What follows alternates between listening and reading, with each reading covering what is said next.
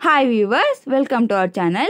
இன்னைக்கு வீடியோவில் நம்ம என்ன பார்க்க போகிறோம் அப்படின்னா VAO அசிஸ்டண்ட் அல்லது கிராம உதவியாளர் எக்ஸாமுக்கு கேட்கக்கூடிய மிக முக்கியமான கொஷின்ஸை பற்றி தான் பார்க்க போகிறோம். ஸோ இந்த எக்ஸாமுக்கு வந்து பார்த்தீங்கன்னா நீங்கள் 5ஆம் வகுப்பு பாஸ் பண்ணியிருந்தால் மட்டும் போதும், உங்களால் டெஃபினட்டாக இந்த எக்ஸாமை எழுத முடியும். ஸோ நம்ம வந்து இந்த ஃப்ரீ ஆன்லைன் கிளாஸஸில் இதில் இருக்கிற எல்லா டாபிக்ஸையுமே நம்ம ஃப்ரீயாக கவர் பண்ண போகிறோம். ஸோ அதனால் மறக்காமல் நம்ம சேனலை சப்ஸ்கிரைப் பண்ணி வச்சுக்கோங்க. அண்ட் அப்படியே கமெண்ட்ஸில் தேங்க்யூ இல்லைன்னா நன்றிங்கிற ஒரு மெசேஜும் போட்டுருங்க.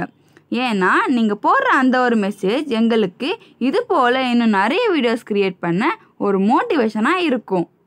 நம்ம லாஸ்ட் வீடியோவில் பார்த்தீங்கன்னா கிராம உதவியாளர் மற்றும் கிராம உதவியாளரின் பணிகள் பற்றி தான் நம்ம பார்த்துருந்தோம். இன்றைக்கி வீடியோவில் இன்னும் சில டாபிக்ஸ் பற்றி தான் பார்க்க போகிறோம். சரி வாங்க வியூவர்ஸ், வீடியோக்குள்ளே போகலாம். டாபிக் பார்த்தீங்கன்னா கிராம நிர்வாகம். நம் இந்திய திருநாட்டின் அடிப்படை ஆதாரமாக விளங்குபவை கிராமங்கள். ஏனெனில் கிராமங்களின் கட்டமைப்பில்தான் இந்தியா என்ற நம்முடைய மிகப்பெரிய நாடு உருவாக்கப்பட்டிருக்கிறது. உலக அரங்கில் நமது நாடு தலை நிமிர்ந்து நிற்க வேண்டுமானால் இந்தியாவின் முதுகெலும்பாக உள்ள கிராமங்களின் வளர்ச்சியினால் மட்டுமே அது சாத்தியமாகும். இன்று இந்தியாவின் வளர்ச்சி என்பது அனைத்து கிராமங்களின் ஒன்றிணைந்த வளர்ச்சியில்தான் அடங்கியிருக்கிறது. இந்த கிராமங்களின் வளர்ச்சி என்பது இன்றைக்கு தானே நிகழ்ந்து விட முடியாது.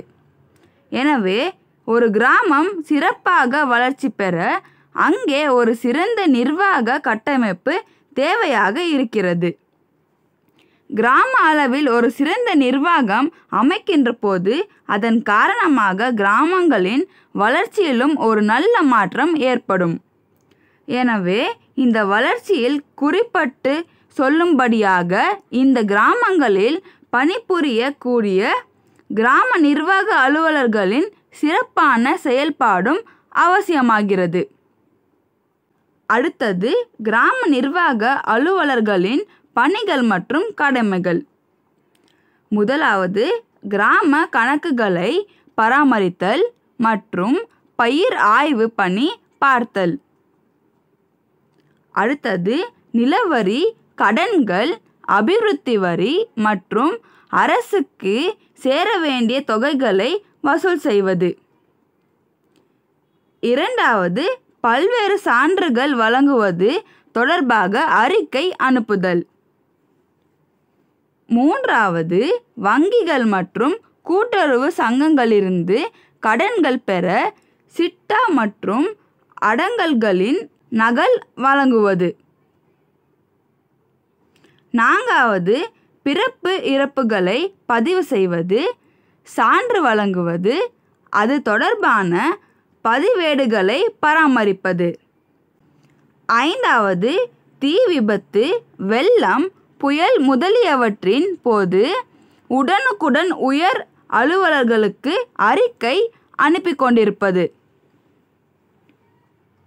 ஆறாவது கொலை, தற்கொலை, அசாதாரண மரணங்கள் குறித்து காவல்துறையினருக்கு தகவல் கொடுத்தல். ஏழாவது காலரா, பிளேக் மற்றும் கால்நடை நோய்கள், தொற்று நோய்கள் குறித்து அறிக்கை அனுப்புதல். எட்டாவது இருப்பு பாதை கண்காணிப்பிற்கு ஏற்பாடு செய்தல். ஒன்பதாவது கிராம ஊழியர்களின் சம்பள பட்டியல் தயாரித்தல். பத்தாவது கால்நடை பட்டியல் மற்றும் சாவடிகளின் கணக்குகளை பராமரித்தல். 11வது அரசு கட்டிடங்கள், மரங்கள் மற்றும் அரசு புறம்போக்கு நிலங்கள் போன்ற அரசு சொத்துக்களை பாதுகாத்தல். 12வது புதையல் பற்றி உயர் அலுவலர்களுக்கு தகவல் கொடுத்தல். 13வது முதியோர் ஓய்வூதியம் வழங்குவது குறித்தான பணிகளை கவனித்தல். 14வது முதியோர் ஓய்வூதிய பதிவேட்டை பராமரித்தல்.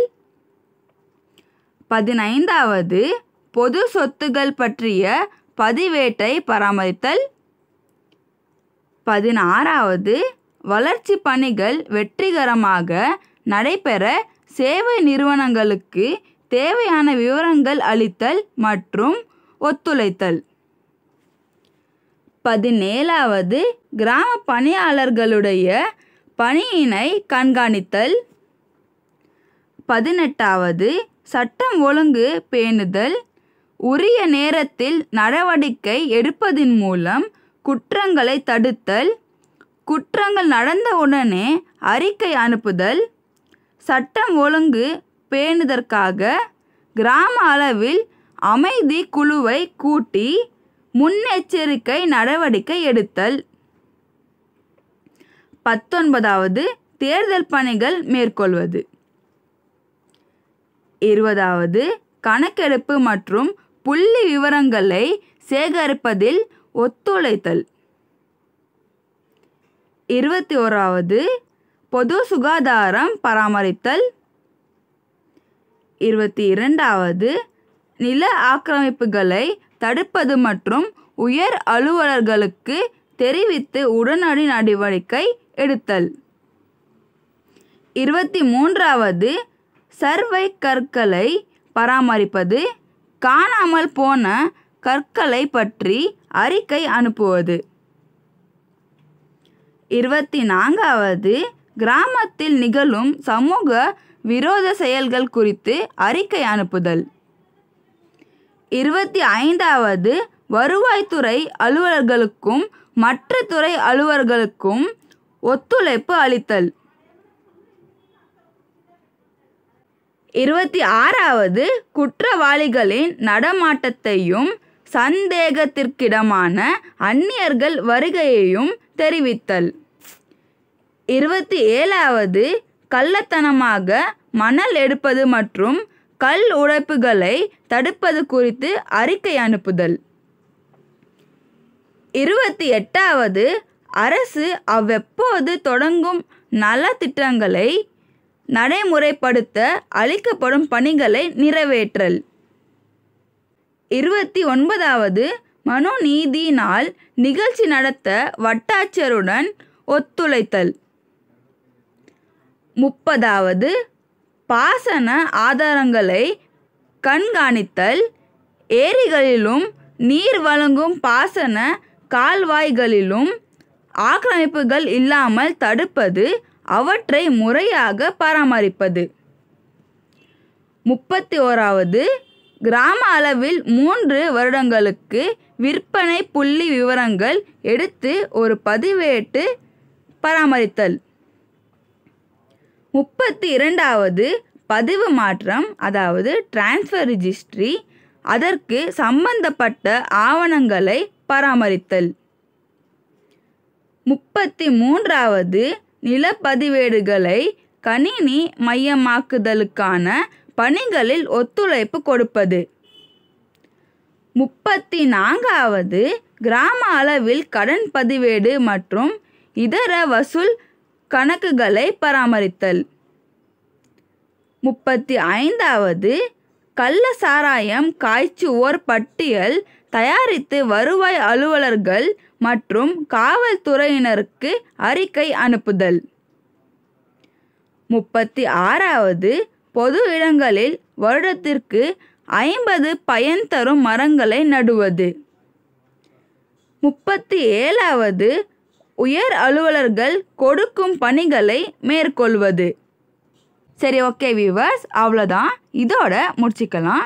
இன்றைக்கி வீடியோவில் நம்ம என்ன பார்த்துருக்கோம் அப்படின்னா, விஏஓ அசிஸ்டண்ட் அல்லது கிராம உதவியாளர் எக்ஸாமுக்கு கேட்கக்கூடிய மிக முக்கியமான கொஷின்ஸை பற்றி தான் பார்த்துருக்கோம். அதுலேயும் டாபிக் என்ன பார்த்தோம் அப்படின்னா, கிராம நிர்வாகம் மற்றும் கிராம நிர்வாக அலுவலர்களின் பணிகள் மற்றும் கடமைகள் பற்றி தான் நம்ம பார்த்துருக்கோம். இதோட கண்டினியூஷனை நம்ம அடுத்த வீடியோவில் பார்ப்போம். இந்த வீடியோ உங்களுக்கு பிடிச்சிருந்தா அண்ட் யூஸ்ஃபுல்னு தோணியிருந்தா மறக்காமல் லைக் பட்டனை தட்டி விட்டுருங்க. அண்ட் அப்படியே கமெண்ட்ஸில் தேங்க்யூ இல்லைன்னா நன்றிங்கிற ஒரு மெசேஜும் போட்டுருங்க.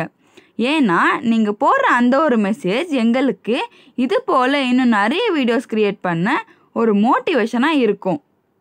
அண்ட் இந்த வீடியோவோட எந்த பார்ட்லையாச்சும் உங்களுக்கு ஏதாச்சும் டவுட்ஸ் இருந்தால் தயங்காமல் கமெண்ட்ஸில் கன்வே பண்ணிடுங்க. நாங்கள் உங்கள் எல்லாரோட டவுட்ஸையுமே கண்டிப்பாக கிளியர் பண்ணி வைப்போம். தேங்க்யூ.